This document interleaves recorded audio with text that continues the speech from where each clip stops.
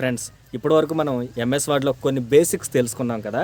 ఆ బేసిక్స్ని యూజ్ చేసి మనం లీవ్ లెటర్ రాద్దాం. అయితే లీవ్ లెటర్ ఎంఎస్ వర్డ్లో ఏ విధంగా రాయాలో మీకు నేను ఇప్పుడు చూపిస్తాను, రండి చూద్దాం. ముందుగా మనం లీవ్ లెటర్ అని హెడ్డింగ్ పెడదాం. లీవ్ లెటర్ ఓకే రాశాను కదా, దీన్ని సెంట్రల్లోకి తీసుకురావాలి. ఎస్, సెంటర్కి తీసుకొచ్చాను. మరి హెడ్డింగ్ పెద్దగా ఉండాలి కదా, అందుకని దీన్ని సెలెక్ట్ చేసుకొని దీన్ని పెద్దది చేశాను. 18 సైజ్ పెట్టాను. మరి దీన్ని థిక్గా కనిపించేలా చేయాలి అంటే బోల్డ్ చేయాలి, అందుకని బి మీద క్లిక్ చేశాను. లీవ్ లెటర్ అని హెడ్డింగ్ పెట్టిన తర్వాత ఫస్ట్ మనం ఏం చేయాలి, స్టేషను డేటు రాయాలి కదా. అందుకని నేను ఎంటర్ ప్రెస్ చేసి డేట్ ఏంటి, ఈరోజు నేను ఇవాల్టి డేట్ వేస్తున్నాను. మీరు ప్రాక్టీస్ చేసేటప్పుడు ఏ డేట్లో అయితే మీరు ప్రాక్టీస్ చేస్తున్నారో ఆ డేట్ని వేయండి. ఆ తర్వాత స్టేషన్ ఏంటి, మీరు ఏ ఊరు నుంచి అయితే లెటర్ రాస్తున్నారో ఆ ఊరిని ఇక్కడ రాయాలి. నేను భూపతిపాలెం అనే విలేజ్ నుంచి రాస్తున్నాను, భూపతిపాలెం. ఓకే, డేట్ దగ్గర కామా పెట్టండి.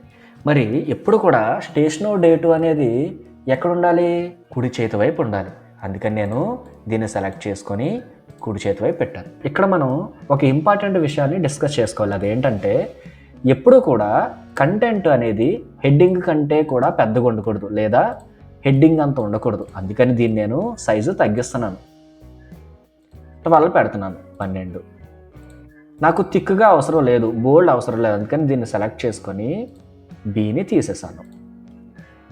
ఇప్పుడు ఎంటర్ చేశాను. ఎంటర్ చేస్తే ఏమైంది, ఇప్పుడు నేను ఎంటర్ చేస్తే ఏమైంది, నెక్స్ట్ లైన్కి రావాలి కదా, అందుకని నేను ఎంటర్ చేశాను.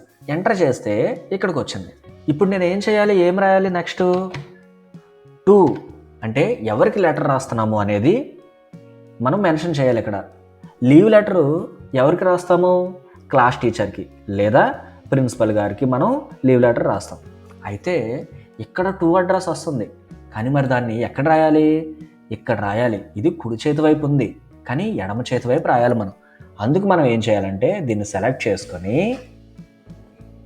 ఇక్కడ చూడండి, అలైన్ లెఫ్ట్ అని ఉంది కదా, అక్కడ క్లిక్ చేయాలి. క్లిక్ చేస్తే ఇక్కడికి వచ్చింది కదా. ఇప్పుడు ఎంటర్ ప్రెస్ చేస్తే కిందకు వస్తుంది, the principal. Okay, comma APR school Bhupathipalem. ఇలాగ మనం 2 అడ్రస్ని మెన్షన్ చేయాలి. నెక్స్ట్ మనం ఏం రాయాలి, ఎంటర్ ప్రెస్ చేసి సబ్జెక్ట్ రాయాలి. అంటే చూడండి, సబ్జెక్ట్ రాస్తున్నా. సబ్జెక్ట్ ఏంటి, సబ్జెక్టు మనం లీవ్ అడుగుతున్నాము, రిక్వెస్ట్ ఫర్ లీవ్. మళ్ళీ ఎంటర్ ప్రెస్ చేసి ఇప్పుడు మన విషయాన్ని రాయాలి. నేను 2 టైమ్స్ ఎంటర్ ప్రెస్ చేశాను, అందుకని ఇక్కడికి వచ్చింది నా కర్సర్. ఇక్కడ రెస్పెక్టెడ్ సార్ అని చెప్పి రాసి కామా పెట్టి ఎంటర్ చేశాను, ఇక్కడికి వచ్చింది. కానీ మనం ఇక్కడి నుంచి రాయాలి, ఇక్కడి నుంచి రాయకూడదు. అంటే నా కర్సరు బ్లింక్ అవుతుంది కదా, ఇక్కడి నుంచి రాయకూడదు, ఇక్కడి నుంచి రాయాలి. అందుకు నేను ఏం చేయాలంటే కీబోర్డ్లో ట్యాబ్ని ప్రెస్ చేయాలి. 2 టైమ్స్ ప్రెస్ చేస్తే ఇక్కడికి వచ్చింది. ఎస్, మనకి కావాల్సిన ప్లేస్కి వచ్చింది. ఇప్పుడు మనం కంటెంట్ రాయాలి. ఏంటి కంటెంట్, ఇప్పుడు మనం లీవ్ ఎందుకు అడుగుతున్నామో రాయాలి. ఓకే, సరే, నేను ఇక్కడ నా లీవ్కి తగినటువంటి రీజన్ ఏంటనేది రాస్తున్నాను. I yam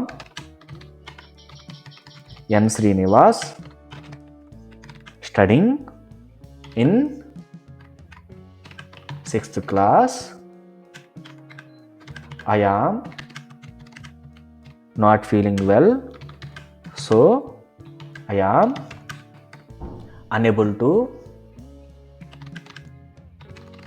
attend school on today.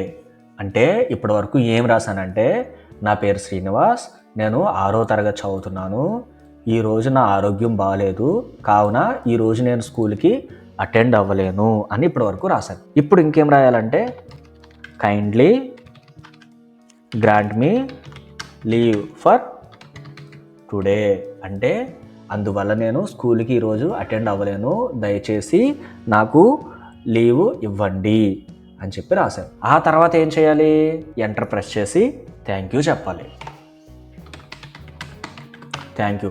కానీ థ్యాంక్ యూ ఇక్కడ ఉండకూడదు, ఇక్కడ ఉండాలి, ఇక్కడ ఉండాలి. అందుకని నేను ఇక్కడ నా కర్సర్ పెట్టి ట్యాబ్ ప్రెస్ చేస్తున్నాను. ఇక్కడికి వచ్చింది. ఇప్పుడు నేను కింద నా డీటెయిల్స్ రాయాలి, కానీ ఇక్కడ కాదు, ఇక్కడ రాయాలి. మరి ఏం చేయాలి? ట్యాబ్ యూజ్ చేసి 2 times ఇప్పుడు రాస్తాను.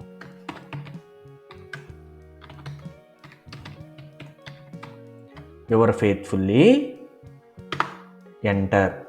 ఏమైంది? మళ్ళీ ఇక్కడికి వచ్చేసింది. ఇప్పుడు మళ్ళీ ట్యాబ్ ప్రెస్ చేయొచ్చు. ఎన్ శ్రీనివాస్. ఇప్పుడు నా క్లాస్ వివరాలు, 6th class, రోల్ నెంబర్,